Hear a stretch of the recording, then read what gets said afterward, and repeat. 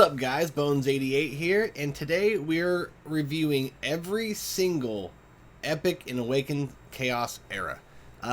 Last week we did elites. That was pretty fun. This week we'll do epics. Next week we'll do legendaries. So I'm really excited to do this, so let's get on it. So first we're starting with the Holy Light Empire, and we have 4 epics. The first one being a great champion to start out with, William.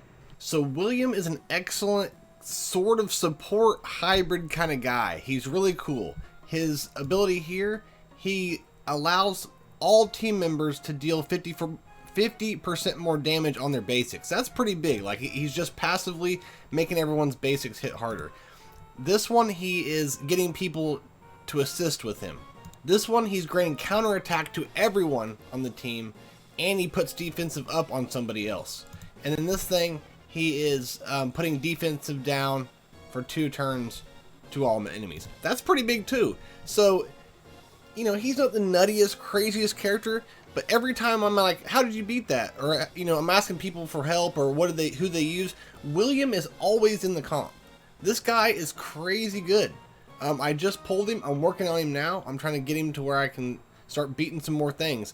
But you'll find that this guy helps you all around in this game. He is a most definitely 6-star. I would pimp him out as fast as you possibly could. Next up we have Thomas. Thomas is a very interesting character. Although I don't have him, I can tell you right now he's a pretty dang good damage dealer. So check out his passive here. When his health is above 50%, he's stunning people. Well, he has a chance to stun. It's not a great chance, but this is still a passive. So anytime he's doing something, attacking, he has a chance to stun somebody as long as he's above 50% health, right? Well, when he's below it, his attacks deal bonus damage equal to 3% of enemy's max health. So no matter what, he's doing something useful, and it changes up depending where his health is. That's a pretty awesome passive. I really like this guy. This move, he's just dealing damage to a single enemy, but he has a chance to remove a positive effect. Well, that's a positive move. That's a good thing in these games. This move's also good. When an enemy attacks an ally, there is a 50% chance to perform a counterattack. That deals 100% damage. That's pretty good for a counterattack, actually. And this last move's okay. He's putting defensive down to 1 enemy, but then he does 200% damage. Not the craziest thing, but I'm thinking boss. This guy is probably really good on a lot of the bosses. So this is somebody to look out for. I haven't heard too many people pulling him. I haven't, but he looks really cool. He sounds really cool, and his owl is really cool. Alright, so Edicris, something like that. He's a very interesting character. I'm starting to see these characters that put invincible on themselves or others, and he is one of those characters. And I'm wondering if you don't make like a team of 4 people who do invincible are probably what's going to be able to excel in these higher up 8, 9, 10 levels of dungeons, and maybe even like the clan boss. That's something I'll have to get those characters and stuff like that and try out eventually. But something's telling me you want to have a team of invincible people who do invincible to really excel in these dungeons. So what Edicris does, like I say, he's interesting. I don't know if he's amazing. He looks like he's a niche character for a boss, is what I'm thinking of. He's granting Holy Punishment. If no damage is taken, then he's granting Holy Protection. And what those do, they either greatly increase damage or they greatly reduce damage received, depending on which buff you get. So on his next move, all he's doing is doing damage, but he has a 100% chance to remove one of the positive effects. That's a good move, and that's on his basic, right? So pair this guy with a person that assists like William. Remember, William has people counterattack or assisting. He's going to be removing buffs like crazy, right? So you want to pair this guy with someone who does that, counterattacks and assists. And he has a 30% chance to launch a bonus attack on all enemies. This one I'm not a fan of. It's kind of selfish. It just takes all negative effects from himself, heals for 20%, and then grants a bonus turn. So, I mean, it actually does a lot, and it's not a bad move. It's just nothing I'm blown away by.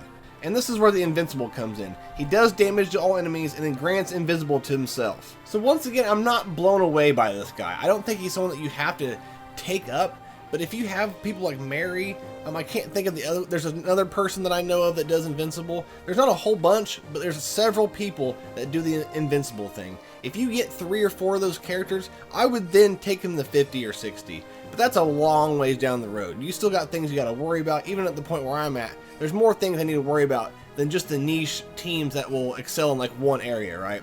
So I think he does have his use, and I just think it's more in-game when you have more luxury resources and can work on things that are not immediately important. Alright, so we have Jacob. Jacob's pretty cool. He reminds me of like a Final Fantasy character. His kit is just, it's strange. We're gonna have to go over it. So he's getting stealth at the start of the battle. With his basic, he deals damage and has a 100% chance to imply intrigue. Well, this is the first time I've seen intrigue in a kit. So what that does is it gives negative 20 defense for each stack. That's pretty insane. And he can max 20 stacks. That's a lot of defense he's taking away from characters. That's pretty crazy. You put this on a boss, a dungeon, boss or something, or the clan boss or something, or the guild boss. There might be something pretty awesome here.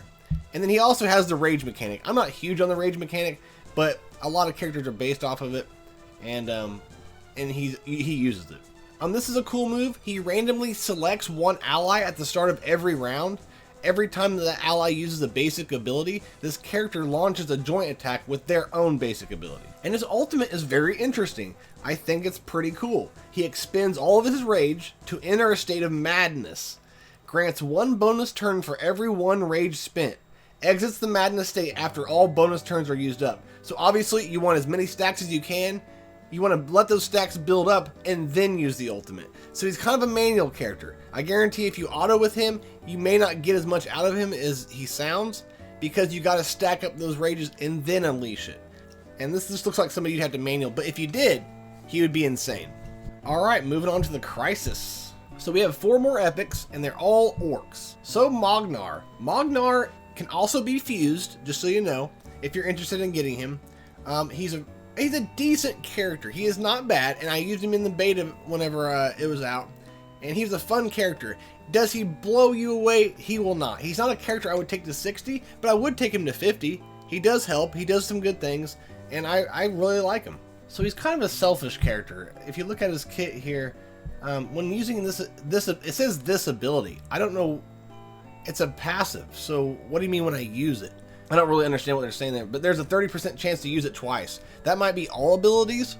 There's a chance to use them twice. I don't know. If that's the case, that's huge. If you can use any ability twice, that's insane, even if it's a small chance. When health is below 50%, the chance increases to 70%. It just says this ability. There's nothing else to this ability. So I'm guessing whenever you use this ability, which means any ability, you're able to have a chance to do it twice, which is pretty cool. This just deals some damage, applies defensive down for 2 turns.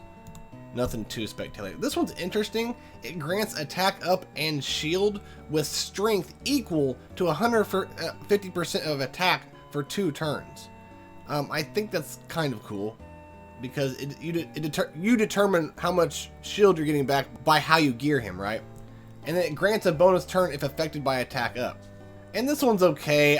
I'm not a fan. Deals 150% damage to an enemy with a 50% chance to apply stun for 1 turn. If the target is affected by stun, then grants plus 100% attack and bonus attack. So not bad, you know what I'm saying? This guy isn't bad. I just think he's one of those guys, if you picked when you're a beginner, he's definitely worth taking to 50. Other than that, maybe not even taking him to 50. If you've got everyone you need, I don't think he's important. I think you use him for fusion fodder, and you'll have to make several of these if you want to ascend your fusions, right? So I would use him for fusion fodder for sure. Next up, we have Brazak. I love the way this guy looks. He looks like a badass. So Brazak is kind of like a tank support kind of guy.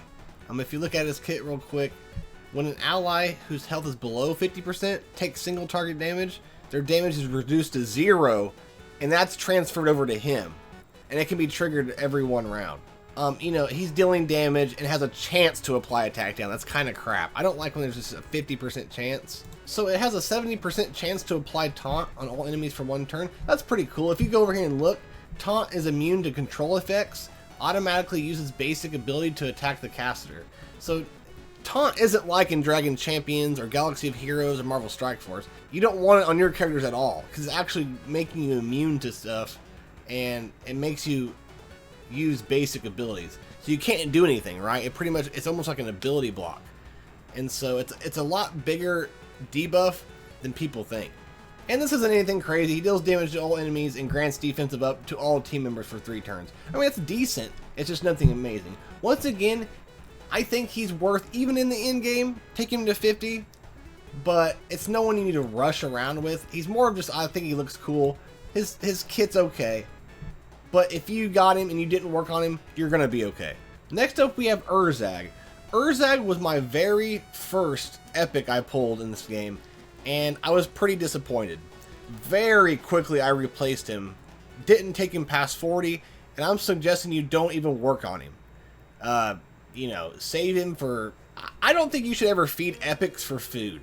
You never know what's going to come out in the future. You don't know if there's going to be new fusions, or if you're going to need these characters, right, for something.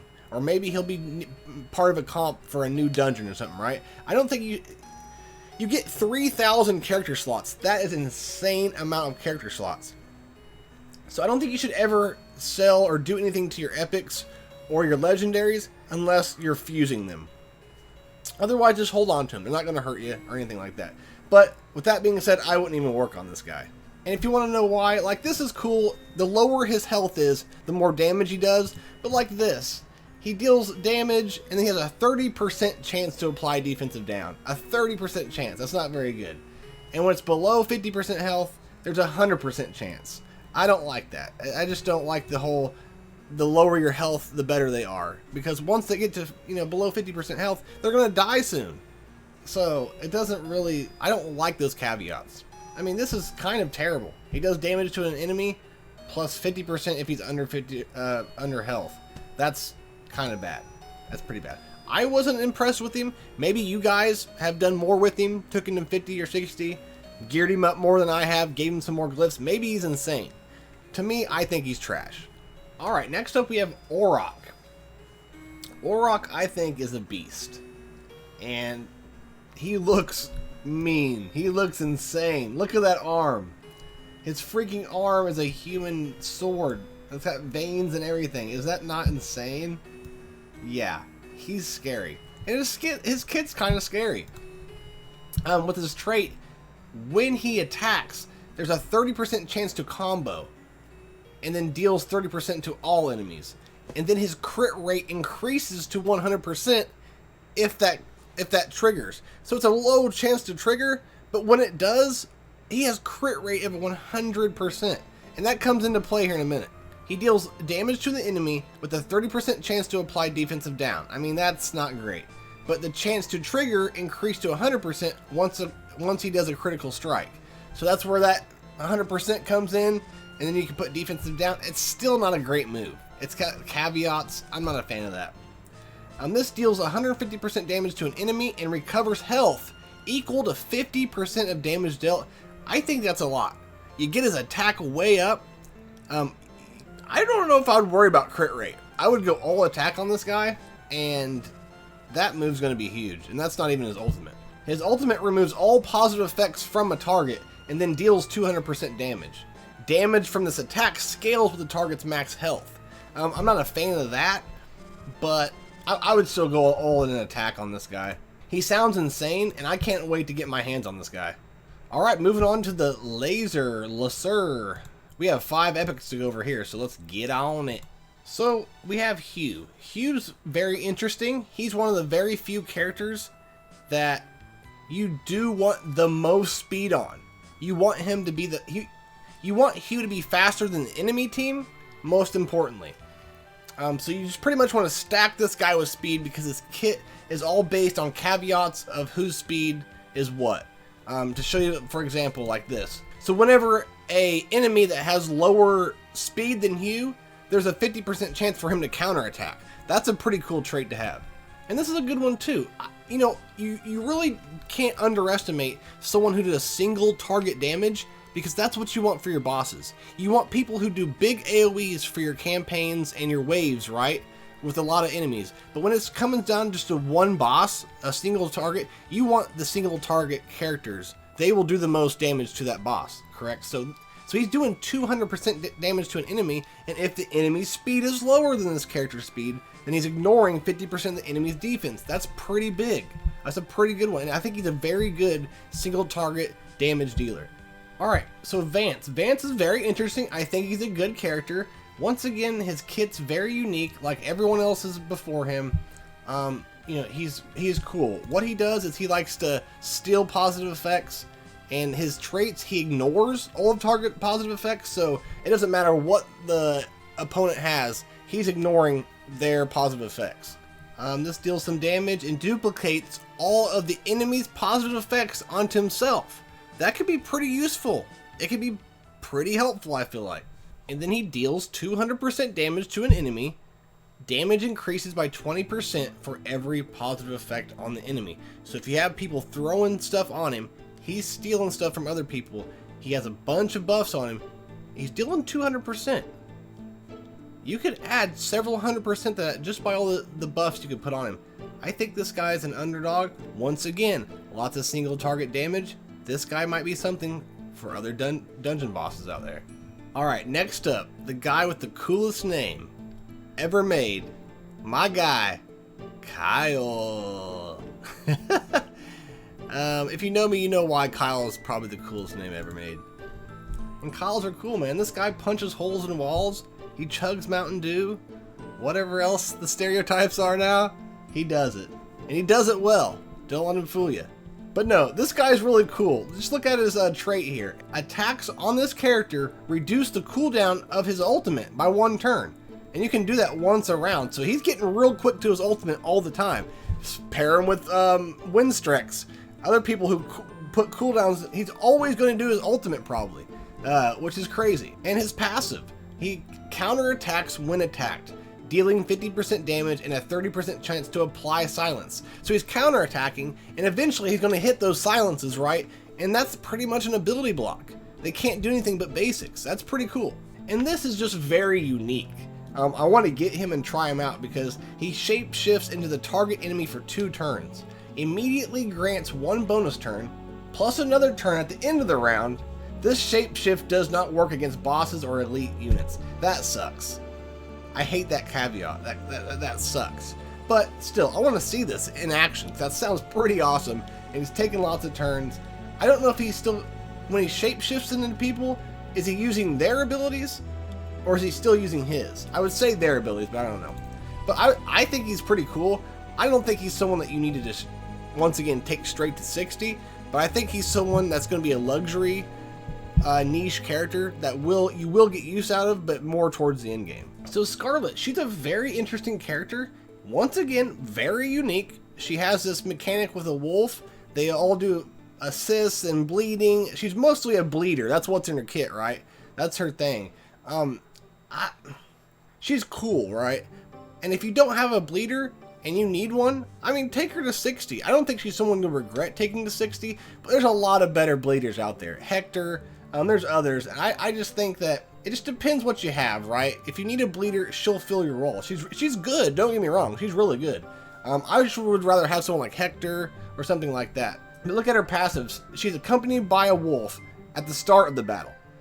Wolf deals 30% damage to the target with a 50% chance to apply bleeding. So anytime she hits somebody that has bleeding, the wolf comes in and attacks, right? And it transfers lethal damage against this character to any wolves present. So if someone's hitting Scarlet, it's transferring over to the wolf instead, so she's not taking damage. And then her ultimate, she's dealing damage in a 3-pronged attack. Each strike has either a 100%, 50%, or 30% chance to apply bleeding for 2 turns. And then it summons a wolf if the wolf died. So once again, very unique, really cool. I just don't think she's the best bleeder in the game. So I think she's, for that reason, I'd say she's kind of average, unfortunately. Alright, Marian Shadowblood. This girl is pretty good. Her kit isn't like complex or insane, but this girl can do some work. I mean, look at her, first of all. Even if she, I don't know, even if she sucked, I would probably take her to something because she just looks awesome. I mean, one of the best looking characters in the game. But she's not insanely, Kit's not crazy, but she just does some work, right? So her trait, if somebody is attacking, she has a 30% chance to attack with them. You'll find that she does a lot of true damage, which I believe true damage is where it ignores defense. It doesn't say that here, but I think that's what true damage means. So she's dealing just regular damage, but for every 3% of the target's max health, she's dealing more damage. You know, this, she just cleanses herself and can heal for 30%. I don't think it's a crazy good move, but she's staying alive, keeping herself alive. It's alright, nothing great. And then she's dealing 100% damage to all enemies, plus true damage again, equal to 8% of the target's max health. So she's not only is she ignoring defense, but she's also taking a percentage of their max health away. That's pretty crazy, man. That's going to do a lot more than you think it will. And then she's applying Unholy Redemption to herself for 2 turns, which gives her plus 50% damage reduction and plus 40% lifesteal. That is awesome. That move's pretty freaking crazy. She's going to be knocking some people down. And you can't get rid of Unholy Redemption until it wears off. She's a lot better than you think she is. She's a beast, and I can't wait to get her. Alright, moving on to the Soul Plunders. We only have 2 in this one. Alright, we have Santis. Santis is a fusion character. If you don't know, go check out the fusion, see how you can get her, because she's a very, very solid poisoner. That's her thing though, and what I'm noticing about poisoners in this game is I think you're going to need 2 poisoners in a lineup to really get the most out of the poison effect, the whole thing. I'm not finding too many poisoners on their own that are amazing. It seems like they need 2 people putting those poisons out back and forth, and all their kits kind of cross in between each other. I just think you could probably put any 2 poisoners together. Like Agluck, he's an elite. I think he would go great with her. Obviously Gangelo. I think Gangelo is probably the best poisoner in the game. You put him with any other poisoner, then it's gonna be insane no matter what. Raven, there's a lot of great poisoners. I haven't seen a bad poisoner in the game yet, but check out her kit. So she attacks enemies affected by poison have a 50% chance to apply an additional poison. So once again, you want to pair her with someone who's also putting poisons out, right? So whenever she's attacking enemies, she has a 50% chance to apply even more. And it gets better. So this is just dealing damage, but she is applying poison. There's no chances, she's dealing the poison. So that's solid right there. So she's helping out the other character apply the poisons. This deals 150% damage, which is pretty good, and duplicates all poison effects affecting them onto another random ally. That's awesome. You're hitting one person and you're spreading poison all over the team.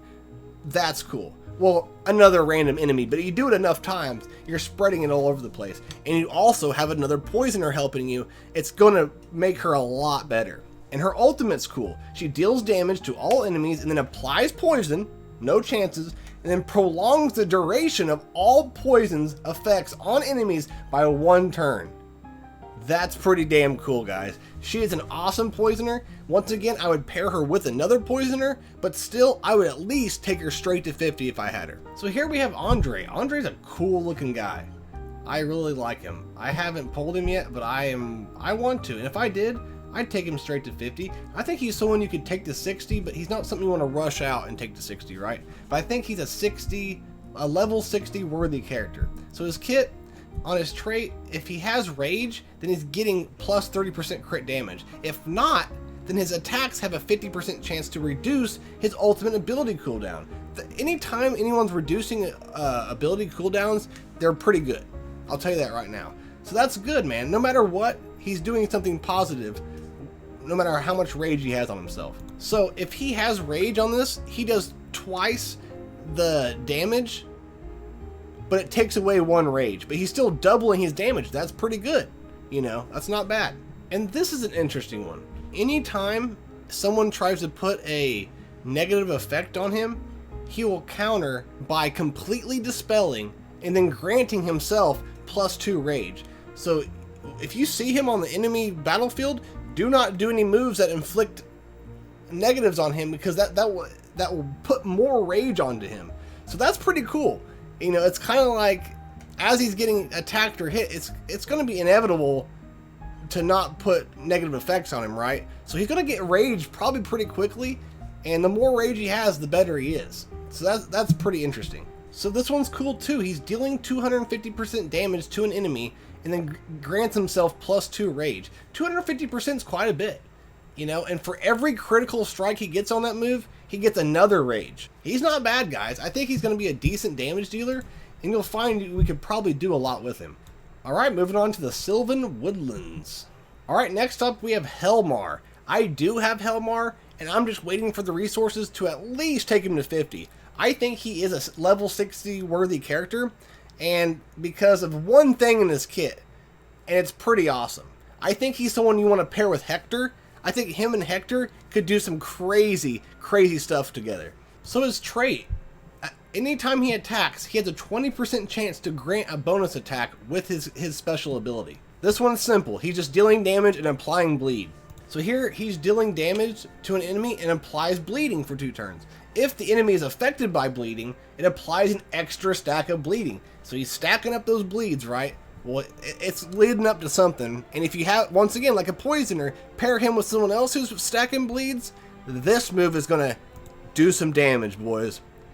He deals 150% damage to an enemy and detonates all of their bleeding effects.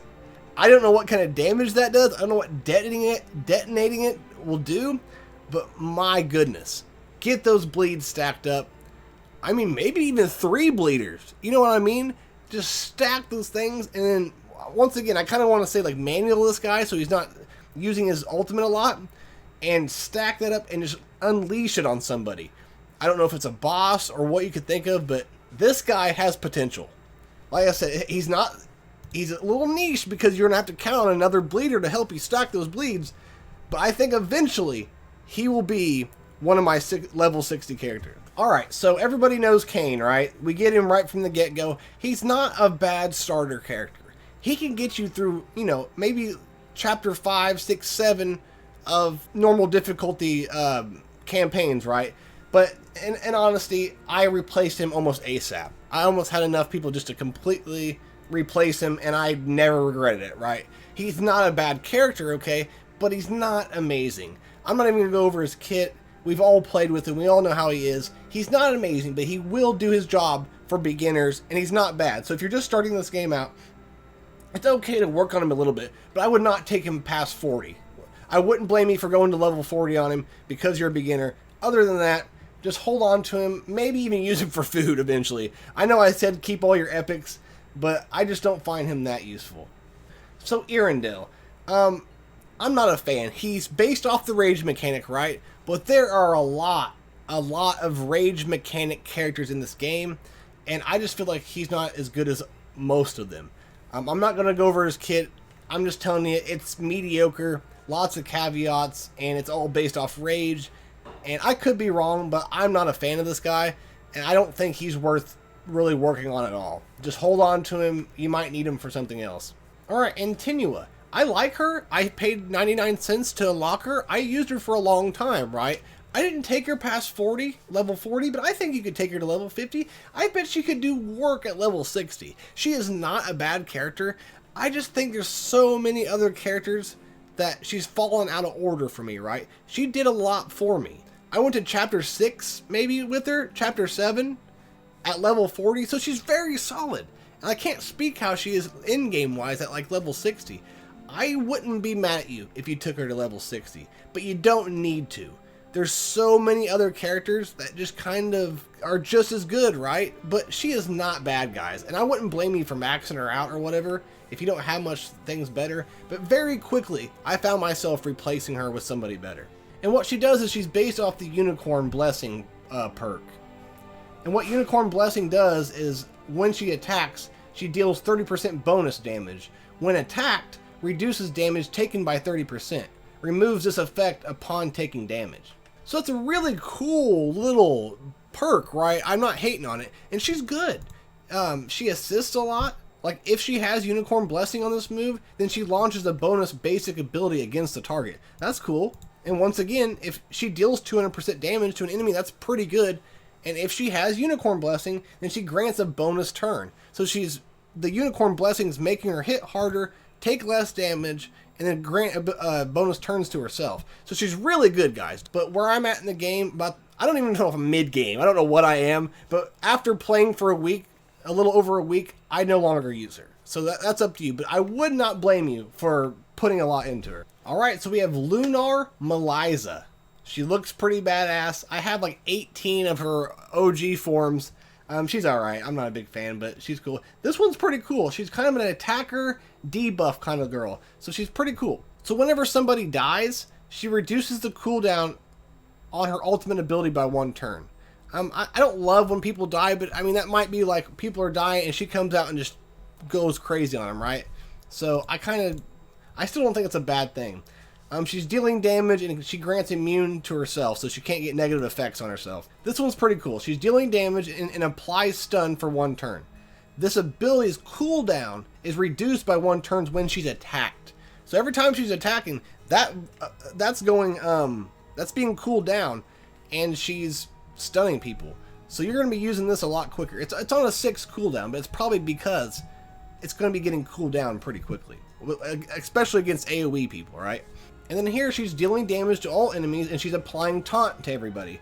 And she has a 40% chance to apply taunt for 2 turns. Once again, taunt is like making everybody ability blocked. It's actually a better debuff than we think, because we're all used to taunt. You're just taunting and people are going for you, right? Well, that's not the case in this game.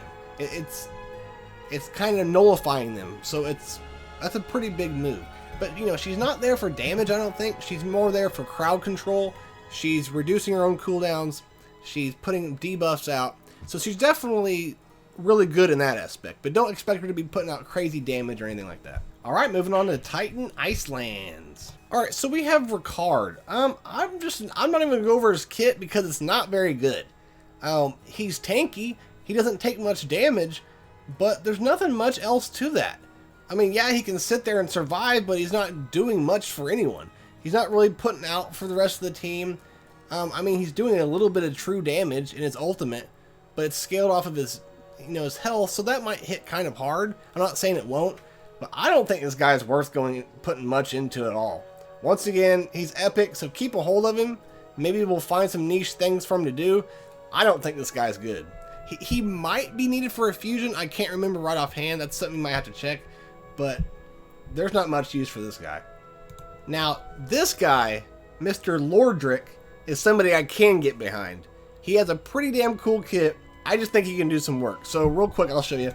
If this character has any negative effects on himself, he's restoring 10% max health at the start of every turn. So he's good against those dungeon bosses that are putting negative effects on you. Well, it doesn't bother him, right? You're not going to keep taking down his health because he's getting health back the more negative effects on him. He almost does better with negative effects on him, which is really cool mechanic. And so on his basic, he's just applying attack down. That's not terrible. This is cool. He removes all control effects from himself, and then there's a 100% chance to use an ultimate ability to counterattack. That's cool. It can be triggered once every round. That is cool. He's countering with an ultimate attack. That's awesome. And then it's simple. He does 100% damage to all enemies and then removes 1 positive effect from targets. Damage scales with this character's max health. But remember, he's counterattacking with this, too. So I think this guy's pretty legit. This is definitely someone I would take to 50 and 60 eventually. So here we have Mr. Hassel. This isn't somebody I once again would take straight up to 50 as soon as you get him, but he's someone that you want to eventually. He's pretty good. I like his kit. And we'll just check it out here. He grants a shield equal to max health every time he gets critical struck. On his basic, he's hitting twice, dealing 100% damage, and each strike has a chance to apply Ignite. And Ignite deals damage based on the caster's attack. That's pretty cool, and that's just on a basic. That's pretty neat. But now he's also healing, which is kind of crazy. He heals all team members for 20% of max health, and he applies crit resistance up. So that's keeping people from critting on you with that buff up. And he's healing you. That's pretty good. I like that. He's dealing 120% damage, applies crit rate down to the target, and then his damage scales with the amount of the character's max health. So he's kind of a support character already. So you jack up his health, he'll do some attack too. I like him. Once again, don't rush and take this guy straight up to 50 or 60, but he's somebody that's a luxury character that would be very good. So he's definitely worth keeping. Don't do anything bad to him, and just hold on to him, and when you're ready, and you're waiting just to start leveling up other characters when you're all set in other places, this is one of the guys to do it to. Alright, we have Hakron. Hakron is awesome. I had him in closed beta. He got me through most of the content in the closed beta. Now, I know it's not the closed beta anymore, and it's different, but he's still a great character, and he's very accessible. He's very, very easy to fuse. He's in the fusion. You need him to fuse an even better character, but I'm going to fuse him 7 times so that I can fuse him, get him, use him, and then ascend him 6 more times. So I'll be fusing him a lot. He's that good. He's amazing. So right from the get-go, I'm going to tell you, he's a support character, and he's super tanky. Super tanky. You're going to want to gear him for survivability, but he has really good support, and he makes the team stronger just him being there. His trait, he grants a team-wide defense bonus equal to 10% of his defensive rating. So you want to stack defense on him. The more defense he has, the stronger your entire team is. That's going to be good for dungeons, guys. That right there is huge. And so just on his basic here, he has an 80% chance to reduce the cooldown of his ultimate ability by 1 turn on his basic. That's awesome. And here he's just dealing damage and putting taunt, but taunt's a good debuff. We've already went over that. And then his damage on this move is scaling with his defense. So it's easy, just stack defense on him. He will always be the last guy to die. And now remember, you're using basics, you're getting his cooldowns down. It's only at 4, so you're going to be using this ultimate ability a lot. But he's dealing 150% damage to an enemy, and he's granting max health up. So you're already getting even more beefier, no matter what your team is, to all team members. And the max stacks are 5, but that's plenty, because 1 stack is 15% max health. This guy is amazing support, so tanky, he never dies, he is great. I am taking him to 50 as soon as I can, and then the 60 eventually. But even at level 50, this guy does work. So now we have Mila. Mila was available through one of the events or rewards, and we got her pretty much for free, I think. She's okay. She's nothing amazing. I think you need to pair her with another person that does Frozen. But even then, it's not like it's that great. Like, look at her ultimate. Damage scales with the number of negative effects affecting this character. I don't want that. I mean, she might be good against some dungeon bosses that put negative effects on. I just don't think that's a great caveat. I just don't think she's that great. I wouldn't work on her, and I would just wait. Maybe there's some team that appears that might need her, but I don't think she's needed. I think there's 1,000 other characters that can do what she does and better. Moving on, free cities, baby. All right, Nathalia. Nathalia's kit isn't very crazy. It's nothing nuts, but if I read her kit, I would say she's not that good. But my buddy RX Payne, I've used her as her support character, and she's doing some crazy damage. I just put it on auto, and she's doing work. I don't know what it is. I think it's the crit rate. I think it's her attack, because she is hitting hard. We can look at her kit, but I don't think it's that crazy. For every positive effect she has, her abilities affect 1 extra enemy. She's dealing 100% damage, and then grants a random stat up to herself, which is, attack up, defensive up, speed up, crit rate up, or crit damage up. And her passive, she applies attack up and immune for 2 turns if this character is buffed by a positive effect at the start of the turn. But it's only every 3 rounds, so even that doesn't sound like that great, And then her ultimate, she deals 180% damage to an enemy. If the enemy is killed, this ability's cooldown is reset.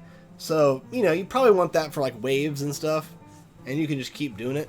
Because if you kill one crappy character, she's going to do it again, right? So, I mean, that's a little bigger than you think. But once again, I would write her off, but I tried her at maxed out, mind you. All ascensions, level 60. So that might be why. It might be because of her ascensions, to be honest. But either way, don't count this girl out. If you read her kit, get her, and you're like, she's not that great. She is. And I would take her to level 60, only because I played her at level 60, and she's crazy good. Alright, next up we have Harbag. I think this guy's absolute trash. One of the most simple, worst kits I've seen in this entire game.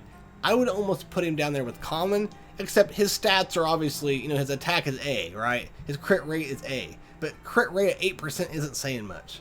This guy is not good at all. I almost want to show you this kit. This is cool. Grants +2 rage at the end of the turn. So every turn he gets rage. Any amount of rage over 5, he grants his character 100% damage bonus. So that might make him good, but I would never spend or do anything towards this guy. I don't care how hard he's hitting. Even with the 100% damage bonus. His max rage he gets is 9. And at the beginning of the battle, he's getting 9. So he's doing a lot of damage right from the get-go. But then you do your basic, and it expends 2 rage. So you don't want to do a basic because it gets rid of your rage, right? And it's not doing hardly any damage. And then this, it just grants 2 rage. That's it. So you're spending more time getting rid of it and adding it than you're doing anything. And then this expends 6 rage to deal 145% damage to an enemy. We'll add that 100%, let's say. And so he's doing 245% damage. I think he's absolute trash. So Borden, I think I judge him by his looks, right? I got him early, but I never put anything into him. I think he's decent. I don't think he's bad. It's just hard for me to put anything into him because I can't take him serious, right? I don't think he's that bad, though. I really don't. So this is okay, but then when you see that you can only do it once per battle, it sucks.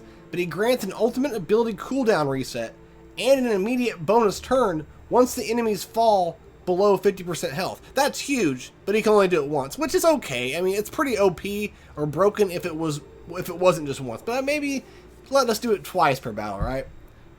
But a huge trait, but it's kind of negated by the one time per battle. You know, he applies random stats down. This one doesn't do much damage, gains stealth.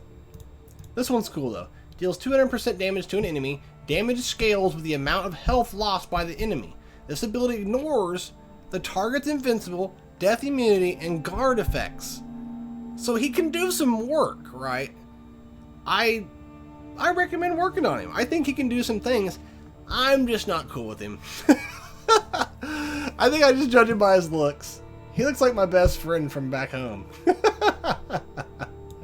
I don't know, but I think he could do some work. I think if you took him to 50, I think he'd be okay. I think he could help you out quite a bit in the early game especially. Alright, we have Jonathan. I don't think Jonathan's amazing. I think he's a great crowd control, like damage dealing kind of guy for campaigns or something, right? I don't think he's going to be amazing in boss battles or anything, but let's look at his kit real quick so you kind of know what he does. So every time he attacks and every time he gets hit, he's getting rage. That's pretty good. That means he's stacking that rage up really quick. This one, he's dealing damage and he gets a chance to silence. Silence is good. It only lets them do their basic abilities. This is okay. It's selfish, but it gives him attack up, damage reduction, and a bonus turn. That's the best part, is the bonus turn and the attack up. And so his ultimate, he's cleansing himself, gets rid of all rage, deals 100% damage to all the enemies. The amount of damage dealt in this attack scales with the amount of health lost by the targets and rage expended. So the more rage, the less health they have, the more damage he's going to do. But that's kind of like, okay, you're going to kill them off, right? That's probably what's going to happen. Well, I kind of want someone who knocks their damage down more than someone who's just going to do a shitload of damage when you don't need to do that much damage, right, in the first place. So I feel like, Zat can do his job, is what I see. He's good. If you need somebody like him to help you clear through campaigns and things like that, he's okay to take to 50. I don't think I would take this guy to 60. I honestly wouldn't. Just because of his ultimate isn't single target damage. If it was something for like a boss, I think this guy could be very, very good. But when it comes to just it being an AoE, I think it's more for campaigns. Okay, this guy is another badass poisoner. Once again, he's an amazing poisoner. He looks really cool. The whole snake thing, his knives, he's really cool. But once again, you need him paired with another poisoner. I would say probably Gangelo once again. I think that's the optimum poisoner you want to pair all these other poisoners with is Gangelo. But once again, Agluck, other people would do the job, right? So you got to look at his kit. It is insane. He's one of the best poisoners in the game. For his trait, he's applying corrosion venom to all enemies currently affected by poison. So that's why you want other poisoners to already have poison out there. Grants a 20% chance of launching a bonus attack with unhealable against enemies affected by poison already. So a lot right there just in his trait. This dude's nuts. He's really good. The basics, nothing crazy, does damage, but he has a chance to apply poison and focus down. So his special, he's dealing damage and applies poison for 2 turns. This attack has a 50% chance of dealing 50% splash damage to all enemies, plus poison for 2 turns. That's pretty insane. Like, it's not always going to happen, but he has a chance to damage everybody and then put poison for 2 turns. That's a good chance too. Like, that's just a crazy move by itself. I mean, this move kind of makes it that where he could survive on his own without another poisoner, but you just really want 2 poisoners together. And this is why he's amazing. Deals 200% damage to an enemy and detonates all of their poison effects. Just like the guy we talked about earlier, he detonates them. He is worth a level 60. I would wait to level 60 this guy until you had a Gangelo or another poisoner that helps put those poisons out. But he's detonating poisons. That is such a big thing. He is awesome. Level 60 all the way. Alright guys, lastly we have Dragon Scale Marsh. And we only have 2 left, but they are both very good characters. So as Rina is a character you can get very soon as a free-to-play, as a beginner, and she is so good. I replaced Zachary with her. Not because she does what Zachary does, but she just does more damage and more things than Zachary did for me. She is a great attacker. Look at it, she has an S attack. She is amazing. As Rina is worth it, 260. She will be my next 60 when I get the resources. She's very accessible because if you go here, it's called Covenants, right? And look down here. You just have to complete these achievements and you get her. And it's not hard. You defeat 300 monsters. Simple. Equip 4+ star gear to every slot. Simple. Clear the Tulpa dungeon. That was the hardest, but it can be done. It took me a few tries. I had to get some help from friends in Discord, but it can be done. That's the hardest part. And then own a 5-star hero. And then she's yours, and she is insanely good, guys. So with her, it's all about Ignite. That's all it's about. Her passive. She's counterattacking every 3 rounds and has a chance to deal Ignite for 2 turns. So her trait, every 3 rounds, she's counterattacking with damage and Ignite for 2 turns. Her basic, does damage, has a 50% chance to Ignite. Her special, she's dealing damage to all enemies. This is a good move. This attack deals plus 20% bonus damage per stacked Ignite on the target. So she would also benefit probably from another character who is putting Ignite out. Same kind of thing. This is a really good ultimate. She launches 4 strikes, dealing 200% total damage to an enemy with a 50% chance to duplicate Ignite on the target to a random enemy. Each strike has a 50% chance to apply Ignite for 2 turns. So she is very good with dungeon bosses. That's where she's excelling for me. She's really good, and I borrowed her to complete that Tulpa level 7 and then got her, right? I borrowed her from a friend, and she was the reason I won that. I can't say enough about her. Very free-to-play friendly. You can get her almost ASAP if you focus on it. Take her to level 60. She's going to be she will be my 2nd level 60 in the game. And speak of the devil, Mr. Zat Lux himself, my very first 60. This guy is insane, guys. He is legendary ×2, and he's only an epic. Epics are so much easier to max out abilities, glyphs, everything. So he is amazing, you guys. He does what Zachary does ×1000. Just watching him and his animations and his moves are just satisfying. He's the only ultimate animation that I'm not sick of watching over and over again.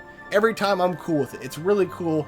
He does this crazy like AoE thing where he's just, every time he kills a character or kills an enemy character, he keeps going.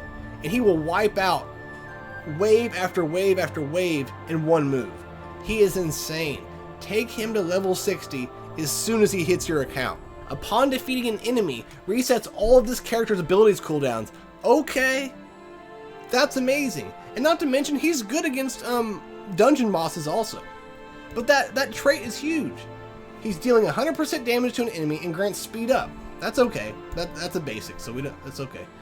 He's granting 30% crit rate and plus 30 precision in his passive. And this is the big move. Deals 200% damage to an enemy, plus bonus damage. The fewer the enemies remaining, the higher the bonus damage dealt. If this ability kills the target, then launches a bonus attack against the enemy with the lowest health. So if there's 4 characters and there's a wave, he'll kill one, he'll move on to the next one, kill that one, go to the third one, kill that one, go on to the fourth one, kill that one. There's that wave out of the way. He is a campaign nightmare for the enemy.